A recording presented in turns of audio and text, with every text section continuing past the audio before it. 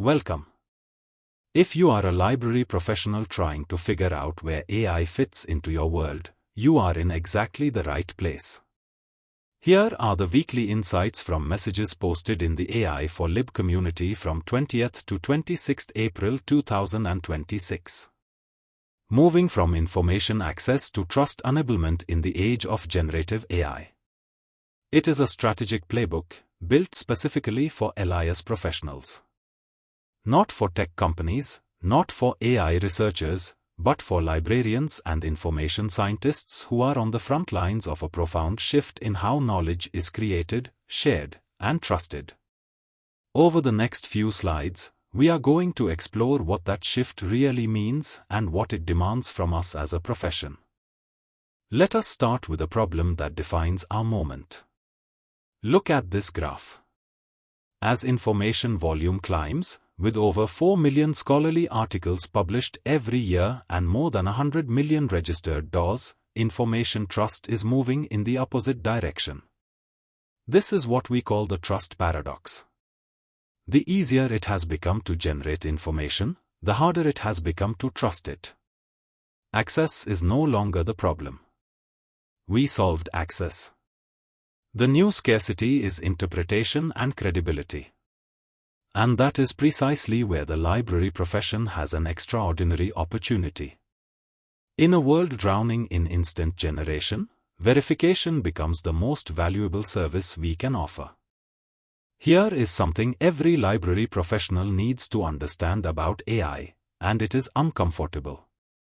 AI writes beautifully, confidently, compellingly. But confidence is not accuracy. Current AI models retain a 2 to 5% error rate. That might sound small, but in an academic library context, it is unacceptably high. This is what this diagram calls the Fluency Trap, the danger zone where output is highly readable but factually unreliable. The impact on users is real: ghost citations that look legitimate, subtle factual distortions in summaries, and quietly incorrect advice. The takeaway is simple and non-negotiable: fluency is not a proxy for truth. Our job as librarians is to know the difference, and to teach our patrons to know it too. So what does all of this mean for the librarian's role? This table tells the story very clearly. The traditional library's core mission was access provisioning, getting people to information. The AI-era library's mission is trust enablement, helping people trust the information they find. The primary challenge has shifted from finding the information to verifying it. Our search methodology has evolved from keyword and Boolean logic to semantic intent and context. And the librarian's identity has transformed from information guide to AI literacy educator. The most important line in this entire table sits at the bottom: AI changes the how, but not the why. The purpose of libraries remains unchanged. What has changed is everything we use to fulfill that purpose. Now, let us talk about the technology that is helping us fight the biggest problem in AI hallucination. This diagram shows 3 stages of evolution. Keyword search finds documents. Standard generative AI goes further, but it carries hallucination risk. It can generate plausible-sounding claims that have no factual basis. The breakthrough is retrieval augmented generation, or RAG. In a RAG system, the AI is not left to roam freely through its training data. It is constrained to query only verified, curated library databases. The result is that unverified claims simply cannot be generated. For libraries, RAG is not just a technical upgrade, it is an ethical one. It aligns perfectly with our institutional commitment to verified, authoritative information. This quadrant map gives you a bird's-eye view of the AI tool landscape as it stands in 2026, organized by 2 axes: how academic-specific versus general-purpose a tool is, and whether it leans toward discovery and search or synthesis and generation. In the academic discovery corner, you have perplexity, consensus, and semantic scholar tools for finding evidence-based answers. For synthesis and extraction from documents, LIS AI Space and NotebookLM are your workhorses. ChatGPT, Gemini, and Grobid occupy the general-purpose generation space, excellent for drafting abstracts and automating metadata. And in the privacy-first corner sits Llama via Ollama, a local model that never sends your data to an external server, making it ideal for sensitive institutional environments. Knowing which tool belongs in which quadrant is the beginning of professional AI literacy. The old reference desk workflow was linear: search, read, cite. That model is gone. What replaces it is a 5-step cycle that leverages AI at every stage. Step 1. Use Perplexity or Consensus for rapid, cited topic scoping. Step 2. Use LIS to extract methodologies and data points from multiple papers simultaneously. Step 3. Use ResearchRabbit or Litmaps to visualize how studies connect conceptually. Step 4. Use Cite.ai to check whether the claims in those studies are supported or contested by the wider literature. And Step 5. Use SCI Space to decode complex jargon into plain language your patron can actually use. Each tool does one thing superbly. Together, they create a reference workflow that is faster, deeper, and far more rigorous than anything we could achieve manually. I want to spend a moment on NotebookLM because it represents something genuinely significant for library practice. The input here was 26 verified LIS discussion files and AI for Lib community notes, all uploaded directly into the tool. From that single curated corpus, NotebookLM generated a remarkable range of outputs: a 21-minute AI podcast in Hindi with dual voices, English video overviews, flashcards, slide decks, infographics, and mind maps. All free. And here is the critical advantage: every output carries precise, clickable source citations back to the original uploaded texts. This is zero-hallucination synthesis. Because the AI is working entirely within the boundaries of your uploaded content, it simply cannot fabricate. For libraries with institutional document collections, the implications are enormous.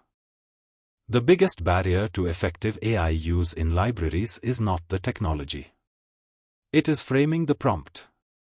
This slide gives you the formula: context plus task plus LIS parameters plus format equals high-fidelity output. Look at the 3 examples shown.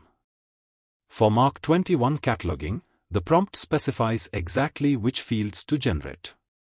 For a literature search, it names the framework, PICO, and calls for mesh terms and Boolean operators.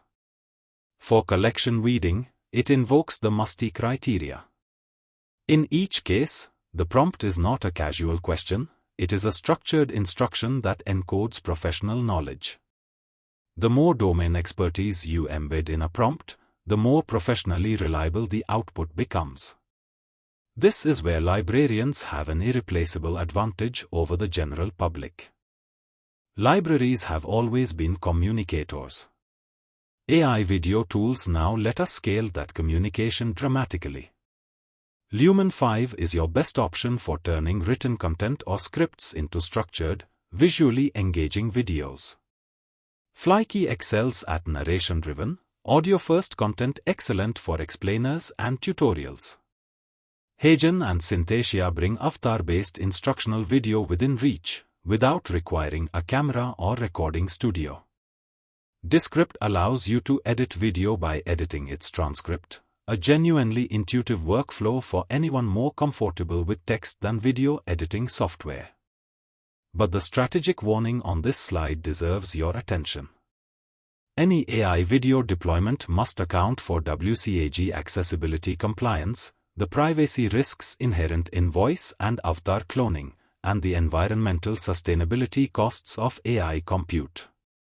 These are not afterthoughts, they are professional responsibilities. Technology without ethics is just automation. This slide frames AI adoption inside the library trust model, built on 4 governance pillars.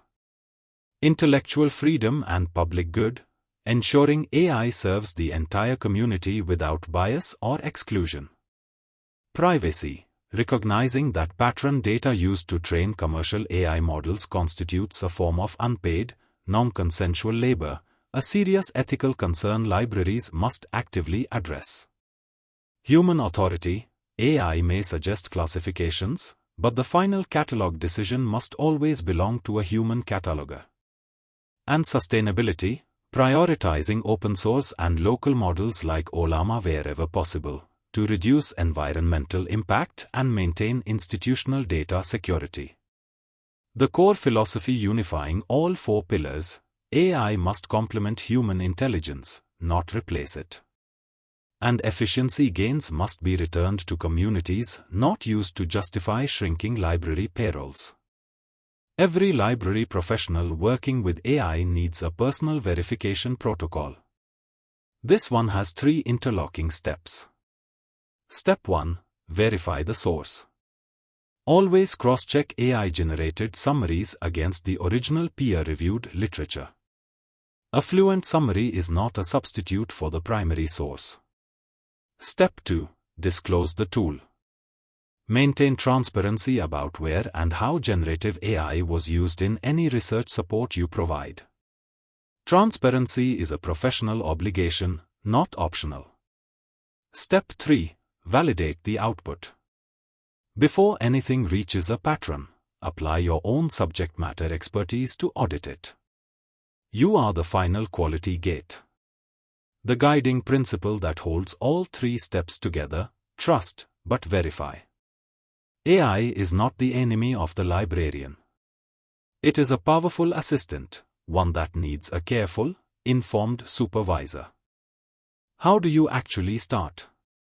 This timeline gives you a practical 90-day roadmap across 4 parallel tracks. First, deploy discovery assistance tools like Consensus or Perplexity for reference desk overviews, so your team starts building familiarity with AI-assisted search. Second, implement research chatbots using RAG-based document querying. NotebookLM is a natural starting point for querying your local institutional collections. Third, pilot metadata automation. Use Grobid or a custom GPT to generate initial Mark 21 draft records, freeing catalogers to focus on review and quality control rather than data entry. Fourth, introduce AI into internal operations, newsletters, SDI alerts, collection development frameworks. And the golden rule throughout the entire pilot: always cite original sources. Never cite AI-generated summaries as evidence. This world map carries a powerful message. The Library of Congress, the British Library, and the New York Public Library, these institutions are no longer confined to their physical addresses. They are broadcasting rare archives and digital tours to anyone, anywhere. And alongside these institutional giants, a thriving parallel creator ecosystem has emerged on YouTube channels like Tech15 and AI for Lib teaching Koha cataloging, DSpace implementation, and agentic AI use cases to library professionals across the globe. The shift is real and it is irreversible. Accessing knowledge no longer requires walking into a physical building. The library has not changed its mission. It has changed its address. Every library professional today has the capability to become a knowledge broadcaster, not just a knowledge guardian. We end where everything in this presentation points: the library as the guardian of truth. Look at this diagram.